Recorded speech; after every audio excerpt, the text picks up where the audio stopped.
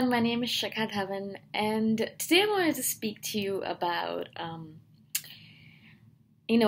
creative work and comparison. A lot of times I'll be writing a lot, and I'll be doing a lot of creative work, creating abstract painting, which is what I do, oil paints, writing blog posts, writing short stories, things like that.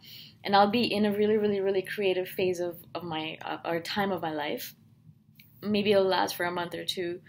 And then what happens to me is that I read something really amazing by an author that I love, or by a blogger that I love, some article that really speaks to me, that's written really well, or a book, or a short story, whatever it might be. And the writing is done so well, and it speaks just so well to my heart that I love the writing, and I'm glad I got the chance to read it, but it brings despair to my heart because I start thinking, I'm never going to be able to write this well. I'm never going to be able to create that well. I'm never going to be as amazing as these writers there, or these bloggers. And in my heart, I'm thinking to myself, I should just give up. I should just stop writing, or I should just stop creating, because there's no way I'm ever going to be as good as them. And I've been through these things over and over and over and over again, so I've kind of dealt with them over and over again. So I know what to tell myself in order to get back onto the creative streak. But I wanted to share this with you in case you are kind of going through this kind of situation where you are a creative person and you're having doubts about your creativity. The fact of the matter is that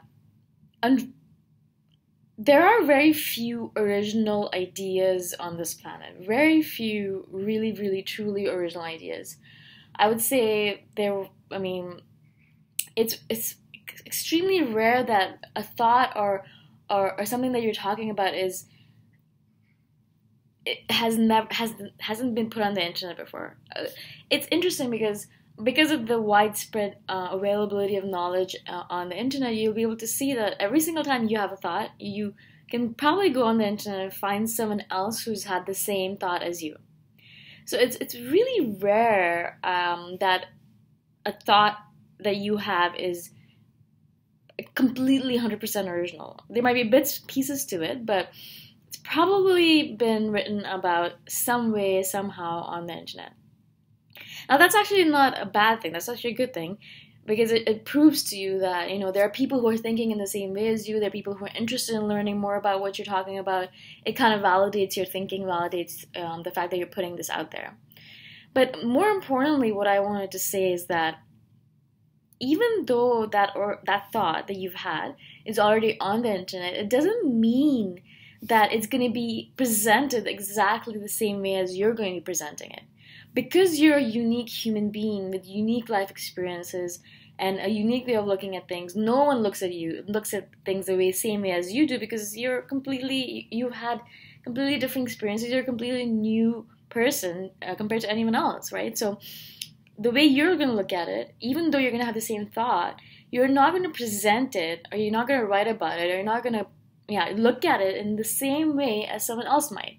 So you're going to be presenting it in a completely different manner, from a completely different perspective, and the perspective that you might present might speak to a different group of people, and the perspective that was presented by the other person is going to speak to a different group of people, because you're going to speak from a kinesthetic sense maybe, and that person spoke from a feeling sense or a thinking sense. It's just a different perspective, and we're all going to appeal to different groups of people.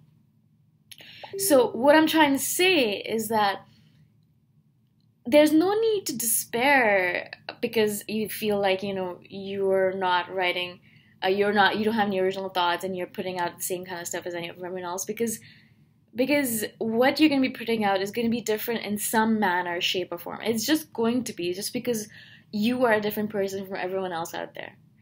And that kind of should give you a little bit of hope. It always gives me a little bit of hope, because I know a lot of the stuff that I'm talking about is not original. It's, it's the same thing over and over again, but I know that every single time I put it out, I'm doing it in a different manner, I'm doing it in a different perspective, and I might reach one different person because of the fact that I do it in a different way.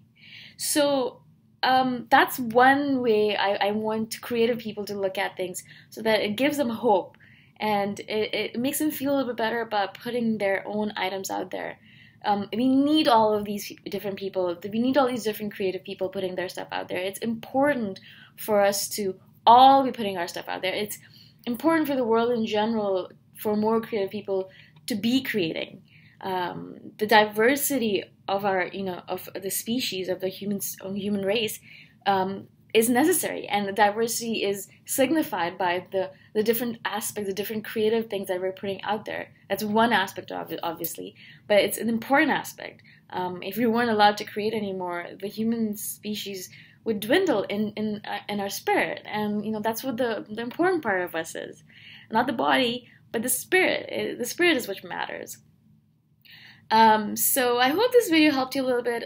I've been thinking about this stuff a lot, and I really wanted to put a video out there about this, because I do feel despair sometimes in my creative endeavors, and I'm sure there are other people who feel the same way. Again, my name is Shakatavan, and I thank you for listening to me, and I hope to speak to you soon. Bye.